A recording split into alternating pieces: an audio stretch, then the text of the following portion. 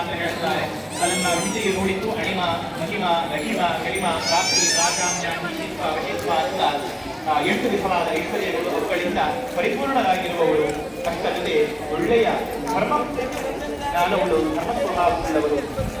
ಅದರ ಜೊತೆಗೆ ವೈರಾಗ್ಯ, ವಿಶೇಷವಾಗಿ ವೈರಾಗ್ಯವುಳ್ಳವರು. ಅದಕ್ಕಾಗಿ ವೈರಾಗ್ಯ ಅನ್ನೋದು ಈಗ ಮಾತಾಡೋದು ಅಂದರೆ ಅವರಿಗೆ ಎಂತಹ ವೈರಾಗ್ಯ ಅಂತಂದ್ರೆ ಸಂಸಾರದ ಯಾವ ವಿಷಯಗಳಿಗೂ ಕೂಡ ಆಸಕ್ತಿ ಇಲ್ಲ. ಹಾಗಾಗಿ ಎಲ್ಲಿ ಜನ ಸೇರ್ತಾರೆ